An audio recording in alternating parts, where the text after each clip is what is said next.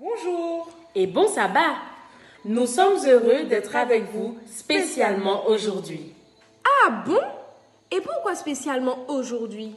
Parce que c'est notre 50e jour de prière. Nous avons été ensemble durant 50 jours et ça se fête. Bien sûr, en prière.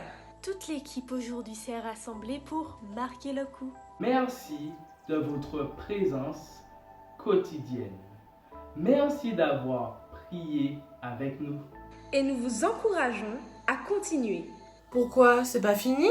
Non, nous sommes juste à la moitié du parcours.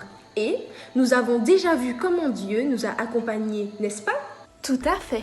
Vous connaissez déjà notre thème central qui s'intitule... Oh oui, tu veux dire, du sein de notre urgent besoin, invoquons Jésus. Et je trouve que ce thème est vraiment approprié à notre circonstance. Ah oui, vraiment, je suis d'accord avec toi. Eh bien, nous sommes à notre 8e semaine de prière avec Espérance TV en partenariat avec l'instruction de la Voix de l'Espérance. Et vous savez quoi? Nous serons encore là avec vous, si Dieu le veut, et si vous continuez à prier pour nous. Et nous profitons pour lancer un appel aux volontaires dans tous les secteurs et particulièrement dans les domaines suivants. Le pôle participation et marketing. Dans ce pôle, tout ce que vous avez à faire pour l'instant est de diffuser sur WhatsApp ou d'autres médias ce que produit l'IVE. Ainsi que le pôle images et vidéos. Pour le montage, la mise en page et l'utilisation de Photoshop, car nous vous préparons quelque chose de spécial. Tu parles des jeux de l'Institut de la Voix de l'Espérance sur WhatsApp? Tout à fait. Pour les grands, les petits, les jeunes, les familles, les célibataires, etc. Vous êtes volontaire et vous maîtrisez Photoshop ainsi que d'autres logiciels similaires. Vous souhaitez nous apporter votre aide et votre savoir-faire. Vous êtes les bienvenus. Ok, revenons maintenant à notre méditation. Oui, il s'agit d'être transformé par l'amour de Dieu. En effet, le titre c'est Transformé par l'amour de Dieu par Derek Morris. Et le verset de méditation est l'un de mes préférés. De loin l'Éternel se montre à moi. Je t'aime d'un amour éternel. C'est pourquoi je te conserve ma bonté. Jérémie 31, verset 3. Et pourquoi c'est ton verset préféré? Parce que lorsque je l'ai découvert pour la première fois, j'ai eu l'impression que Dieu s'adressait directement à moi et que c'était une lettre d'amour qu'il m'avait faite. Alors nous allons découvrir maintenant l'histoire de Marianne Robert. Alors, pour comprendre un peu qui c'est, elle a grandi dans un foyer chrétien. Pourtant, dans son jeune âge, elle ne s'est jamais engagée à accepter Jésus comme son sauveur personnel. Après l'université, elle s'est mariée, son mari a rejoint l'armée et ils sont tous les deux partis vivre en Europe. Dans cette partie du monde, eh bien, Marianne a coupé tout lien avec l'Église et est devenue une fêtarde autoproclamée. Elle va maintenant nous raconter son histoire. En fait, c'est carrément un témoignage vivant que nous allons découvrir. Nous l'appelons. Allô Marianne. Allô, je t'appelle. Nous sommes en ligne. Peux-tu nous dire davantage sur ton histoire? Oui, avec plaisir. Eh bien, tout a commencé en 1983, lors d'un week-end de veuverie. J'avais vraiment touché le fond et j'étais ivre à un point que vous ne pouvez pas imaginer. Il me fallait absolument que je sorte de ce gouffre. Alors j'ai demandé à Dieu de revenir dans ma vie. Et à ce moment-là, une image m'est venue à l'esprit. Je voyais comme si Dieu était vraiment mon père, qu'il m'aimait et courait à la rencontre de son enfant qui était en fait moi. Cela me rappelait un peu l'histoire de l'enfant prodigue. C'était si fort dans mon esprit que j'ai tout de suite écrit à un pasteur chrétien et je lui ai dit carrément que je voulais être un disciple de Jésus. Et il vous a répondu quoi? Qu'est-ce qu'il vous a dit? En fait, vous savez quoi? Je rends grâce à Dieu. C'est plutôt sa femme qui a fait le travail, cette femme de pasteur. Ah bon? Qu'a-t-elle fait de si spécial? Eh bien, je me suis vraiment sentie soutenue. Vous vous rendez compte? Elle m'a appelée tous les matins durant une année entière. Il faut vraiment avoir l'esprit de Dieu pour faire une telle chose. Et je vous dis qu'elle avait vraiment besoin de l'esprit de Dieu pour m'accompagner et aussi longtemps. Et que se passa-t-il ensuite? Eh bien, malgré mon changement, j'avais l'impression de quelque chose de pas vraiment fini. Il manquait quelque chose au puzzle de ma vie.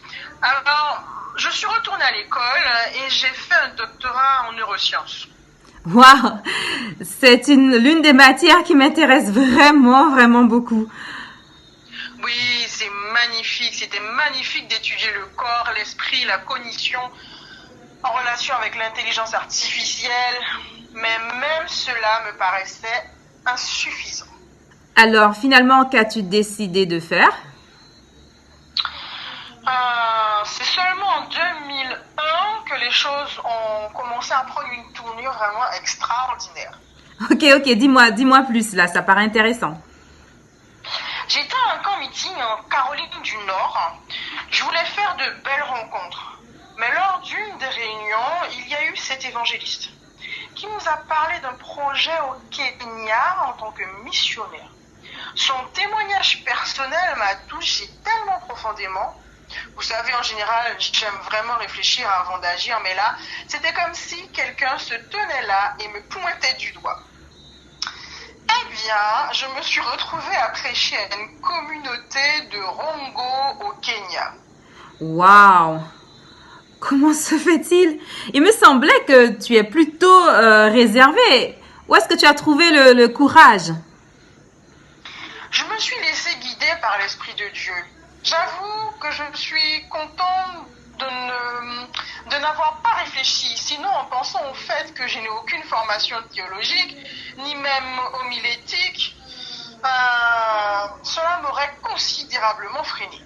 Mais je me rappelle avoir parlé à Dieu dans mon cœur ce jour-là en lui disant « Seigneur, je te donne la permission de me jeter dans ta moisson. » Ce témoignage est vraiment, vraiment touchant. Vraiment. Et ce n'est pas tout. Ah oui, encore. En fait, quelques mois plus tard, j'ai vraiment tenu cette fois une série de campagnes d'évangélisation. Wow, alors là, c'est tout simplement incroyable. Et je suppose que c'est là que le miracle s'est produit, n'est-ce pas? Oui. Non seulement j'ai trouvé la pièce manquante du puzzle de ma vie, mais 500 âmes se sont données à Dieu à la fin de cette série d'évangélisation. Et pourtant, Dieu sait seul combien j'étais mortifiée lorsque je prenais la parole. Mais Dieu s'est occupé vraiment de tout. Waouh, j'imagine. Mais je pense que cela te remplit de joie, n'est-ce pas? Pas du tout. Quoi? Comment ça, non? Comment pas du tout? J'ai une joie immense, tu veux dire. Ah, d'accord. Ok, tu m'as fait un peu peur, là. Et depuis, qu'est-ce qui s'est passé? Eh bien, j'ai continué à prêcher. Waouh, voilà une histoire incroyable, mais vraie. Je te remercie, Marianne Robert, pour ce témoignage vraiment époustouflant. Avec plaisir. Ok, à bientôt, Marianne. Au revoir. Au revoir. En effet, Marianne a continué donc à prêcher et à partager l'amour de Dieu et à suivre sa voie. Elle a découvert sa vocation lorsqu'elle a donné à Dieu la permission de l'utiliser dans sa mission. Et vous, lui donnerez-vous l'opportunité de vous utiliser dans sa mission ou dans sa moisson? La situation pourrait ne pas être la même qu'il y a 3 mois, avant la crise du Covid-19. Mais il reste encore beaucoup à faire. Et beaucoup d'âmes attendent d'entendre la bonne nouvelle. Votre seule solution, c'est de prier et de demander à Dieu ce qu'il voudrait que vous fassiez. Ce qui m'amène à partager avec vous ces quelques questions qui prennent un peu de temps pour en méditer la portée. Premièrement, qu'en est-il de notre vie aujourd'hui? Avons-nous donné à Dieu la permission de nous utiliser dans sa moisson? Si nous nous sentons éloignés de Dieu, souvenons-nous qu'il attend les bras ouverts et avec amour que nous nous tournions vers lui. Il ne veut pas seulement nous accueillir chez lui, mais il a aussi une mission spéciale pour chacun de nous. Allons-nous ouvrir nos cœurs à son appel? Cette semaine, je vous lance le défi de regarder avec attention afin de voir l'amour de Dieu, les différentes façons dont il démontre son amour envers vous. Peut-être le verrez-vous à travers les autres. Peut-être verrez-vous son amour à travers sa nature ou quelque autre moyen. Lorsque vous découvrirez son amour de façon unique et spéciale cette semaine, je vous invite à l'écrire dans un cahier personnel, par exemple. Et pourquoi pas le partager avec 2 autres personnes. C'est bon de prendre l'habitude de prêter attention à l'amour de Dieu dans nos vies. Et aussi de chercher des moyens uniques de pouvoir partager son amour avec les autres. En parlant de voir les bontés, l'amour de Dieu dans notre vie, cela me rappelle lorsque mon frère me parlait de ce chant, lorsque j'étais découragée, ça arrive, un chant que vous connaissez, Compte les bienfaits de Dieu. Vous connaissez ce chant? Je vous invite à le chanter avec moi, juste une phrase. Compte les bienfaits de Dieu, mets-les tous devant tes yeux. Tu verras en adorant combien le nombre en est grand. Vous connaissez cette chanson, n'est-ce pas? Comme nous le dit si bien vers Jésus à la page 20 et 23. Ce n'est pas à cause de la propitiation faite par son Fils que le Père nous aime. C'est parce qu'il nous aime qu'il a pourvu à cette propitiation. Jésus-Christ est l'intermédiaire par lequel le Père a pu répandre son amour infini sur un monde perdu. Dieu a réconcilié en Christ le monde avec lui-même. 2 Corinthiens 5, verset 19. Enfant du roi céleste, précieuse promesse, thème inépuisable de méditation, amour insondable de Dieu pour un monde qui ne l'aimait pas. Un tel amour est sans exemple. Ces dernières semaines, voyant la main de Dieu, certaines personnes voudraient publiquement louer Dieu et lui rendre grâce, notamment une certaine Élisabeth qui nous dit « Je loue Dieu pour son pouvoir de guérison. » Amen. Des membres du Royaume-Uni voudraient que vous éleviez vos voix avec eux en disant « Louons Dieu pour avoir entendu notre prière et nous avoir fourni miraculeusement de la nourriture et une aide financière juste au moment opportun. » Et l'un d'entre eux s'écrie « Louons-le également pour avoir guéri mes problèmes de dos. » De plus, nous savons que les scientifiques s'activent pour trouver des remèdes qui aident à ralentir le virus. Beaucoup de progrès ont été réalisés. Il y a de l'espoir. C'est pour cela que nous devrions redoubler de zèle dans nos prières et continuer à converser avec Dieu de manière collective, tout en étant unis comme Dieu nous le demande. Alors, je vais vous demander de prier avec nous pour les requêtes suivantes. Je vous invite donc à prier pour recevoir de Dieu un cœur bien disposé chaque fois qu'il nous appelle. À prier pour que l'évangélisation en ligne et les activités de l'Église virtuelle soient utilisées et grandement bénies. Je vous invite donc aussi à prier pour les jeunes qui sont en train de se décider pour ou contre le Christ. Prions pour qu'ils fassent l'expérience de l'amour de Jésus et de sa vérité et qu'ils le servent avec joie toute leur vie. Et finalement, prions pour les nombreux groupes d'églises dans le monde qui n'ont pas de bâtiment pour se réunir et qui recherchent activement un terrain. Prions aussi pour que Dieu veille sur tous les membres afin qu'ils s'impliquent dans les activités d'implantation d'églises. Alors que nous clôturons ce 50e jour de prière, je vous propose vraiment de tout arrêter. De fermer vos radios, vos télés,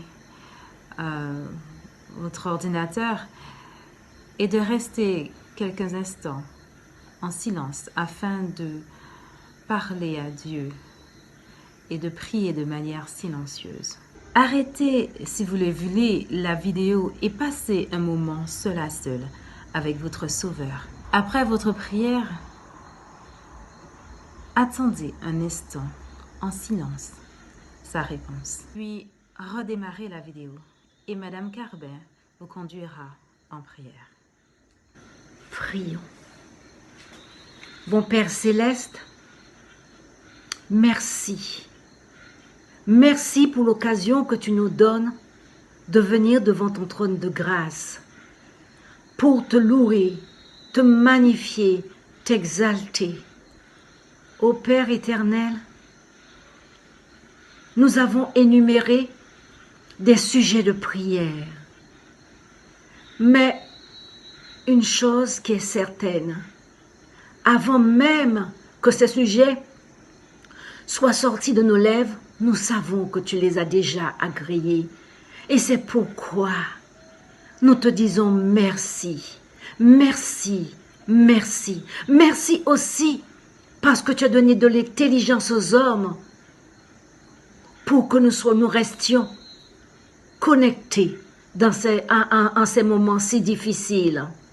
Tu as suggéré à tes enfants ces moments de prière afin de remplir leur fiole d'huile.